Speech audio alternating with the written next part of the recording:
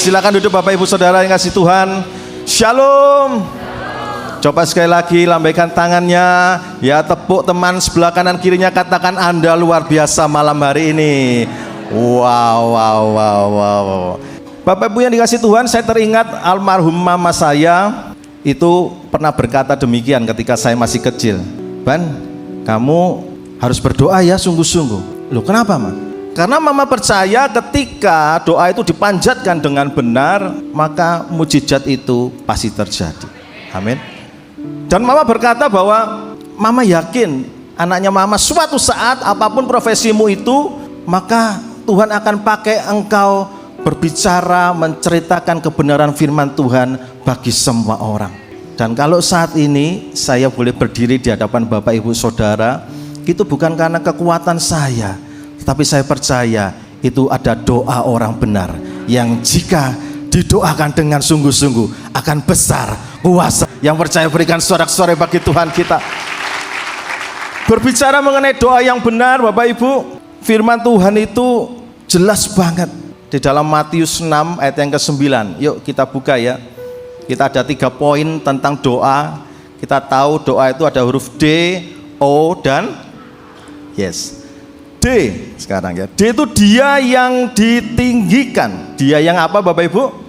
Yang ditinggikan. Kita baca di Matius 6 ayat yang ke-9 dan yang ke-10.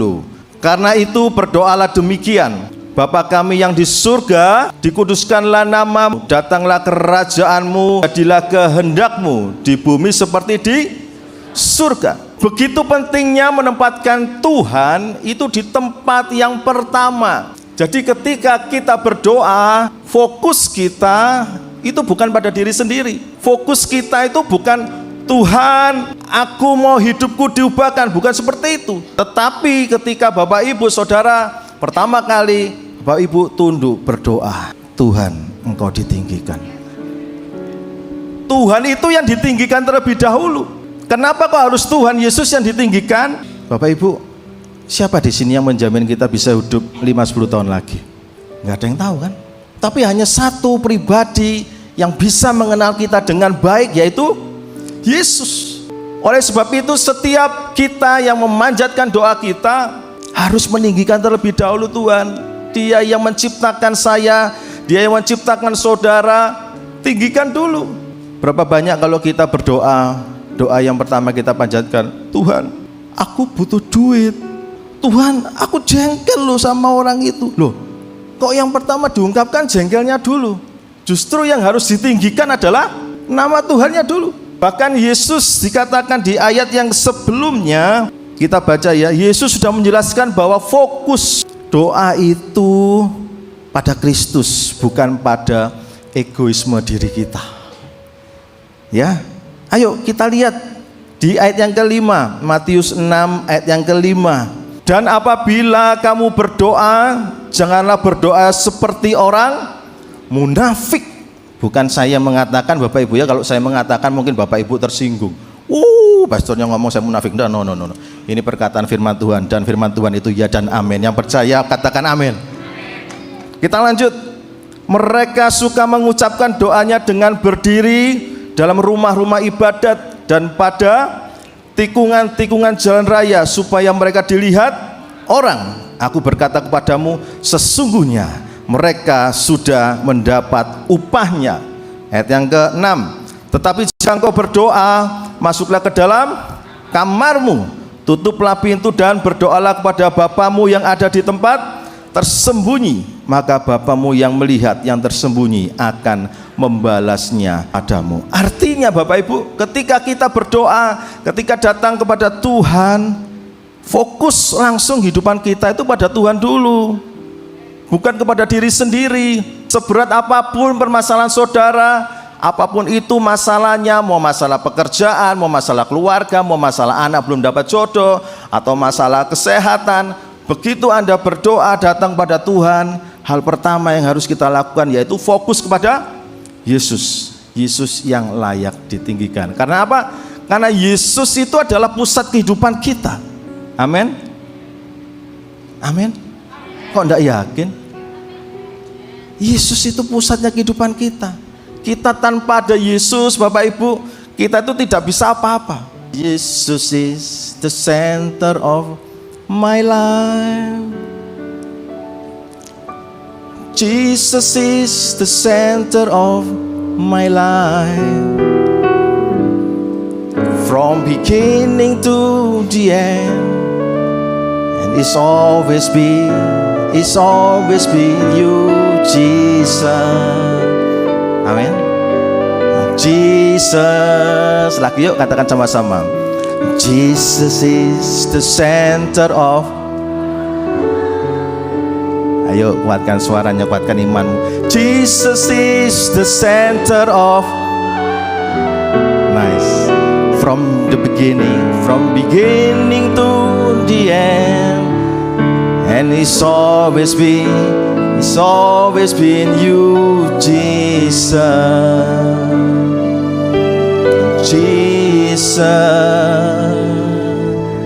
Jesus. Amin, Bapak Ibu. Poin yang kedua, setelah huruf D ada huruf apa, Bapak Ibu? O. Tadi huruf D-nya tentang apa? Dia yang ditinggikan. Sekarang huruf O. O-nya itu apa? Oleh kasih-Mu aku hidup. Ayo, apa O-nya? Kurang semangat nih rasanya, enggak yakin ya kalau karena kasihnya Tuhan kita hidup. 1, 2, 3. Amin. Kita baca ayatnya, Matius 6 ayat yang ke-11 dan 12 dan 13 ya. Matius 6 ayat yang ke-11. Demikianlah firman Tuhan, berikanlah kami pada hari ini makanan kami yang, loh beneran tak? Bukan semewahnya, bukan seenaknya, beneran tak itu? Bapak Ibu betul enggak sih Alkitabnya? Bukan selesat-lesatnya, seapa? Loh yang jawab cuma ibu-ibu di sini loh. Saya enggak dengar yang sebelah kiri. Coba seapa? Ya secukupnya. Coba yang belakang secukup. Lah nyanya tok. Ya lanjut ya. Yang ayat ke-12. Dan ampunilah kami akan kesalahan kami, seperti kami juga mengampuni orang yang bersalah kepada kami. Dan janganlah membawa kami dalam pencobaan, tetapi lepaskanlah kami daripada yang jahat. Oleh kasihnya Tuhan kita tuh bisa hidup. Kalau kita bisa makan sampai hari ini, Bapak Ibu coba berpikir, bukan karena uangnya Bapak Ibu, tetapi karena kinerja organnya Bapak Ibu. Tuhan jaga, Tuhan pelihara. Yang percaya katakan amin. Berikan sorak-sorai bagi Tuhan. Bapak Ibu boleh punya uang miliaran, tapi kalau lambungnya Bapak Ibu bocor, lambungnya Bapak Ibu pecah, Bapak Ibu bisa makan steak? Loh, yang sini tok yang selalu yakin, yang sini loh ya apa sih? Imannya nanti jomplang loh, kapalnya miring.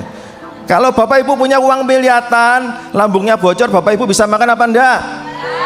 Nah, kan gitu. Iman tuh harus utuh, harus satu. Kita harus sepakat. Amin. Nah, lihat, dan ampunilah kami akan kesalahan kami, ayat yang ke-12, seperti kami juga mengampuni orang yang bersalah kepada kami. Artinya apa? Kita ini tidak bisa luput dari namanya. Oh, ini berarti sering salah di sini. Karena ngaku. Kalau yang di sini diam-diam karena tidak merasa loh, enggak boleh nuduh. Ya, enggak boleh nuduh itu ya salah. Kok seneng enggak merasa bersalah dituduh enggak ya? Ini kita nih supaya fresh ya pikiran kita. Karena firman Tuhan itu harus masuk dengan fresh, harus berlogika, karena itu yang akan membuat jalan kita terselamatkan. Amin. Tuhan itu sudah memindahkan kita dari alam maut, dari kuasa gelap kepada terangnya yang ajaib. Kita tidak bisa loh berusaha sendiri. Kalau tidak karena kasihnya, kita bisa hidup hari ini. Amin. Itu sebabnya poin yang kedua tadi, oleh kasih-Mu aku hidup. Dan janganlah membawa kami ke dalam pencobaan, tetapi lepaskanlah kami daripada yang jahat. Kita itu sering Bapak Ibu ya, kok jangankan kita berdosa yang berat, ngomel itu sudah dosa, sudah salah, ya toh? Kata siapa kalau makan daging terus darah tinggi? Tidak loh. Bapak Ibu makan tahu terus bisa darah tinggi? Ayo, coba nanti ya istri-istri setiap hari masak tahu terus, nanti suaminya kan darah tinggi. Masa kok tahu terus ayo? Loh ya, gak ada yang lain tak lo darah tinggi itu. Itu artinya nggak setiap stik darah tinggi Bapak Ibu ya, tahu bisa darah. Loh kok ya percaya aja sih. Ya Bapak Ibu, ada namanya Louise Redden. Louise Redden ini seorang ibu kumuh dengan baju yang kumal. Dia masuk dalam supermarket membawa tas belanjaan seadanya. Kemudian dia ini bertemu dengan John Longhouse. John Longhouse ini pemilik dari supermarket. Kemudian dia berkata, "Pak, bolehkah saya membayar belanjaan saya setelah saya punya uang?" Lalu John sang pemilik supermarket ini berkata, "Oh, ibu punya kredit card?"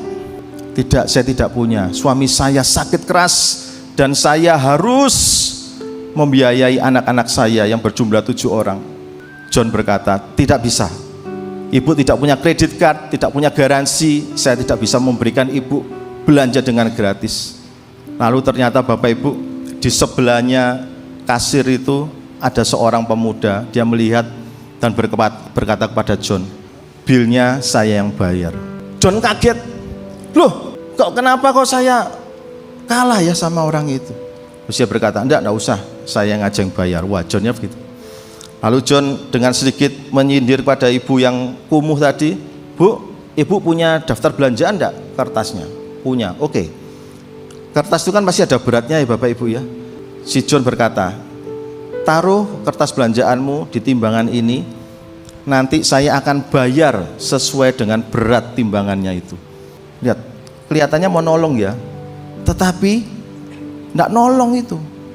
Masih ada berpikir tentang keuntungan. Tapi lihat, Tuhan tidak tinggal diam.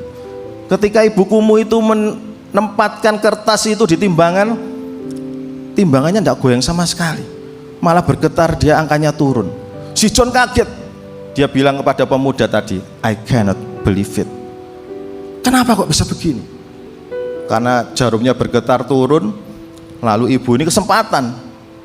Dia ambil bahan makanan, dia timbang terus, terus. Timbangannya tidak pernah naik Bapak Ibu.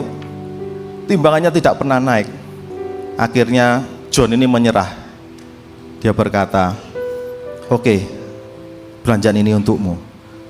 Lalu John ini iseng, daftar belanjaannya apa aja?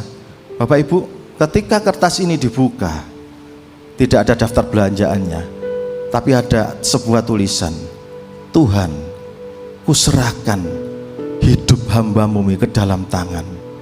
Aku serahkan semua keperluanku ini ke dalam tangan-Mu." Dan lihat, ketika doa orang benar itu dinyanyikan, diangkat, maka mujizat itu pasti terjadi. Poin yang terakhir setelah DO berarti ada A itu adalah aku ini manusia biasa. Yang D tadi apa? Ya, dia ditinggikan. Yang O? Ya, oleh kasih-Mu aku hidup. Yang A, aku hanya manusia biasa. Kita baca ayat yang terakhir, Matius 6 ayat 13b. "Karena Engkaulah yang empunya kerajaan dan kuasa dan kemuliaan sampai selama-lamanya." Kembalikan semua kemuliaan bagi Tuhan. Kita ini hanya pesuruhnya. Kita ini hanya dititipi Bapak Ibu. Tidak ada satupun hak kita bisa kita bawa pulang. Tidak ada satupun harta kekayaan kita bisa bawa ke dalam kuburan Bapak Ibu. Semua ditinggal. Itu sebabnya ayo malam hari ini kita hidupi tentang doa ini. Kita tempatkan Yesus yang terutama, karena Dia memang yang terlebih besar. Amin.